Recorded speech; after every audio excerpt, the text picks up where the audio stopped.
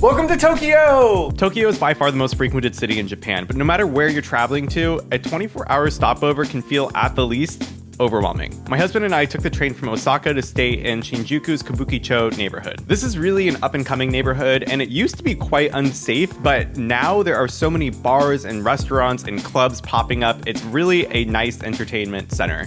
It's so bright. We got to our hotel room in Tokyo. It is very cute, very like minimalist. The craziest thing that's a little unnerving is this view out of the window. It just goes straight down like my feet. It's just the window goes all the way floor to ceiling. And it's just down 36 stories. This is Shinjuku. We're in Shinjuku and we're gonna go get Starbucks. Rawr! Oh no, you scared me. If you only have a couple days in Tokyo, look no further than staying in Shinjuku. It is the quintessential district that you're going to get everything that you love and know about Tokyo. So many neon lights, nightlife, arcades, and the busiest train station in the world. We stayed at Hotel Groove Shinjuku, which the views and the location you honestly cannot beat.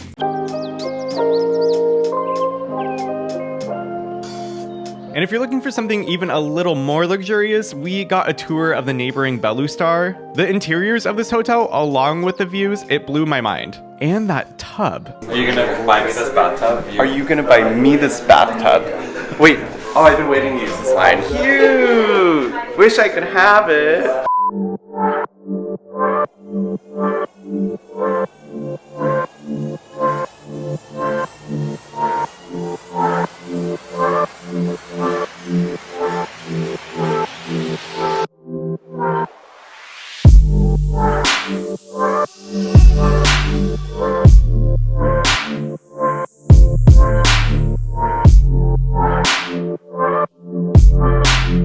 After a quick sleep, we started early knowing that we had to make the most of our only full day in Tokyo. What's happening? Y'all should be really happy right now that Michael's actually filming because he really doesn't want to make this video right now. No, it's not that. I hate carrying this thing around. He hates Tokyo. I love Tokyo. So we're heading to Shinjuku station, I think, we're just walking straight to Shibuya. No, we're we heading don't to take the the train, station. but we're going to the Shinjuku station. Yeah, we're going to Shinjuku station first and then take a train to Correct. Shibuya. Correct. Yes. So we're on our way to Shinjuku Station And it's the busiest train station in the world. world. How many people go through it a day? 3 million. 3 million people go through it a day. Which is like almost the entire population of Oregon. The station is a city. Yeah. Luckily, transit in Tokyo is incredible, and you can get almost everywhere that you need to go just by getting a day pass through the metro. Our first stop is just south of Shinjuku. It is the neighboring district, Shibuya. We made it. It's 8,000 degrees outside. We're at Shibuya Crossing.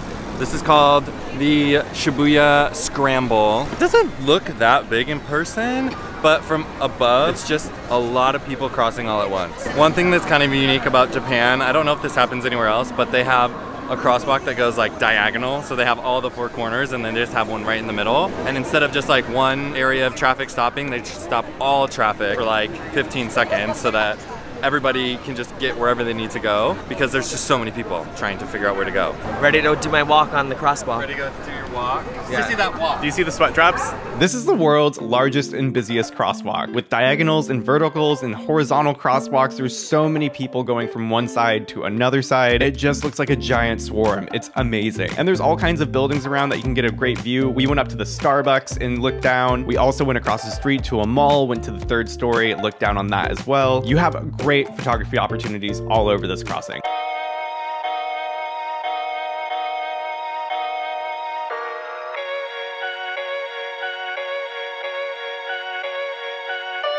Shibuya is also known for a lot of shopping. There are a ton of malls in the vicinity, but we ended up at this one called Shibuya Parko. We're in Nintendo Land. I am sliving.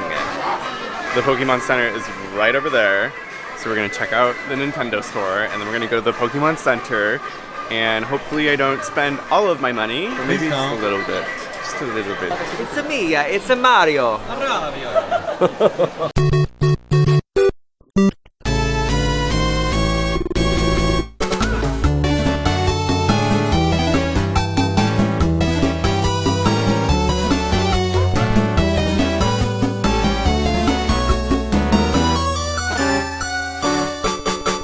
We are now in the Pokemon Center. Something fun about Tokyo is it's as much of an adventure outdoors as it is indoors. So these enormous malls. You have Pokemon Center, Nintendo Land. Like, I am so overwhelmed right now. It is a little bit stressful. I want to buy everything.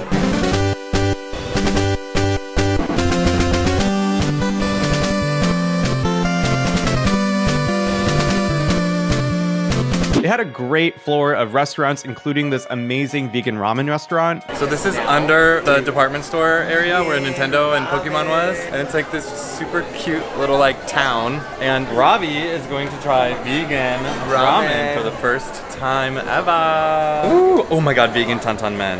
What's tantan men? It's spicy. You want really spicy? This makes me so happy because as a vegetarian slash vegan, it's really hard to find food in Japan, and today we did it. This looks amazing. Wait, everybody got vegan except Matthew? So I got vegan tantan men, you got vegan miso. Vegan miso rice. Spicy vegan. Spicy vegan. And you got Wagyu beef. beef with truffle? With truffle. So right? Oh my god. Dying. Robbie loves it. This looks amazing. Try it. Oh no, it did the thing again. It's so good. Yeah, I love it. It's like creamy. We're so glad that Michael has a bib for this meal so that you don't spill all over your shirt. Maybe I can buy like a reusable one. And you're eating vegan tantan men? Vegan tantan men. And like literally, if you gave this to me and didn't tell me that it was vegan, I would have believed you. Spicy. And it had a rooftop patio with views of the entire district. Japan holds no punches when it's like describing how it feels outside. Literally, me right now. This is how we feel, and that's how you're gonna feel.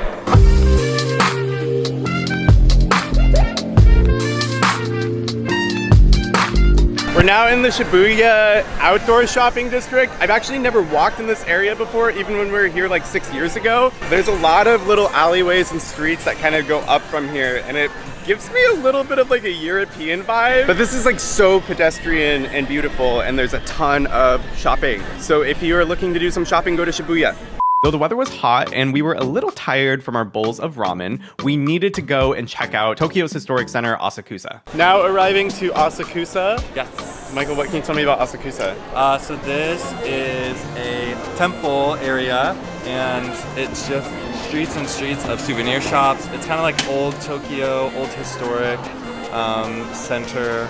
And I don't know what this temple is called specifically. This represents what Tokyo used to look like, with traditional craft shops, temples, street food, rickshaws, and kimonos. It's extremely different from the other areas of Tokyo that you see.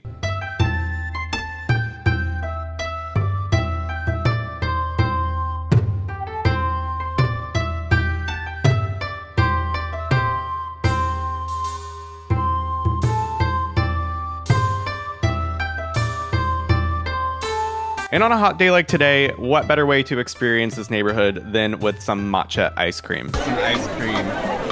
Ice cream in Asakusa, baby. My cone is kind of cool. So good. Oh, that is really good. Patisserie, ma chef. The Sensoji Temple in Asakusa is the oldest temple in Tokyo or Japan? I'm thinking Tokyo because I think Tokyo. Kyoto is like kind of the oldest. Older, that's right, older yeah. Area.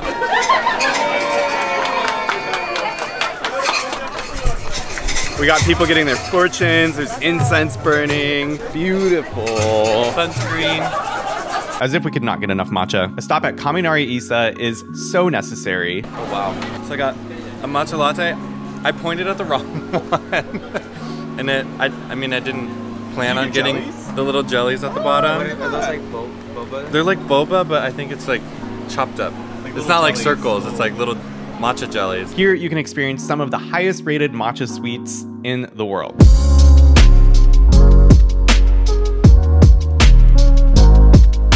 It's gonna be jelly. Like you're gonna get a big. Oh my god. The jellies. It's actually good. I was like, at first I thought it was like some type of seaweed. It like looks like seaweed. I mean, it does, yeah. It did not disappoint. Oh, yeah, it's really good matcha. They even had a little grind, like a thing that was grinding it in there. I know. That was pretty cool. You can get matcha beer. What? But we should have tried that. Yeah, I loved it. All right, well now, walking through Asakusa, we're gonna stop at a Uniqlo. I'll use any excuse to buy new clothes. So when we saw the giant Uniqlo store in Asakusa, I had to go in. Really? Yes, and I'm gonna go for a costume change. Because we've sweat through our clothes. I need like bonkers. not only am I wanting a shirt, but I want to change my shorts too because I feel so gross right now.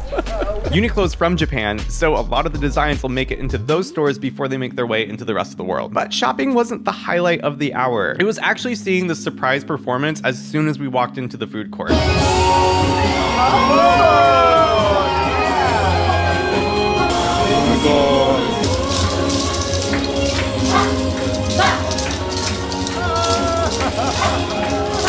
Now, Akihabara, known as the Electric City, is famous for its multi-story arcades. These arcades go up 7 floors, 8 floors tall, and it is a must-see no matter how much time you have in Tokyo. Welcome to my favorite district in Tokyo, Akihabara! Akihabara! Akihabara! We are so ready to go play video games, see the arcades, and see the Electric City! Literal scream. No, not like actually.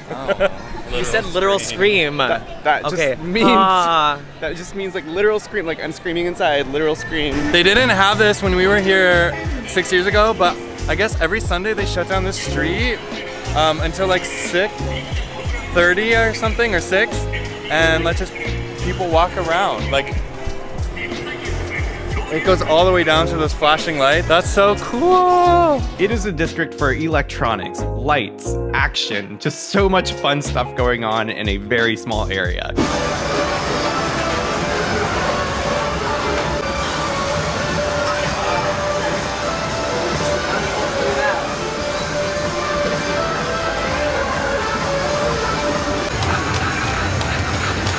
We did try our hand at some of the games, though we were not successful. I mean, mildly successful. I thought I danced pretty well.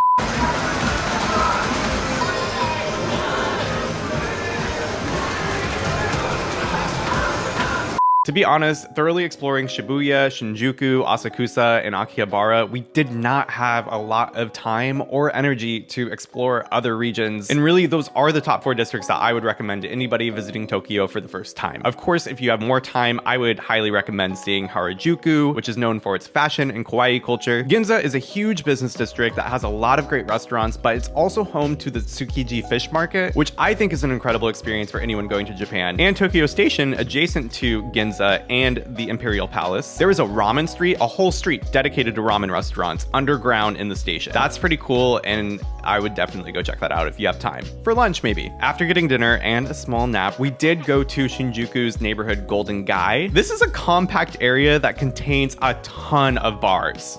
Super small bars, they don't fit a lot of people, but it is extremely lively. You're bound to make a discovery of unique bars at every corner. Even if you're just walking through, it's really cool to see. You don't necessarily have to stop for a drink. Lastly, and most importantly, Shinjuku's Ni-chome. This neighborhood is Tokyo's gay district, and it's packed with over 300 gay bars. That is a bar density that I have never heard of or seen before in my life. It's really a must visit for anybody going to Tokyo that wants to have a good time. It's our last morning in Tokyo, our last morning in Japan, so we just wanted to do a quick walk around Shinjuku, soak it all in, get lunch, and then head to the airport. It's been a great trip, but I think we're both ready to see our puppy. Go back to the land of low humidity.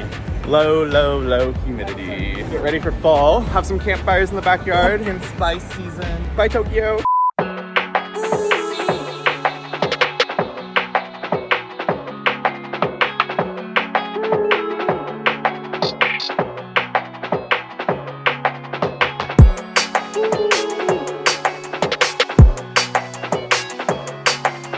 That's our top of the line recommendations for seeing Tokyo in 24 hours. If you have more time to spare, even better, stay in Tokyo a lot longer. And thank you so much for watching. Make sure to give this video a like and hit subscribe if you haven't already. And also check out our videos from Osaka and Fukuoka for more awesome things to do in Japan. As always, you can find us on Instagram and TikTok. All of our links are down below in the description. Leave a comment and let us know what's your favorite place to travel to. We will see you next time. Thanks for watching.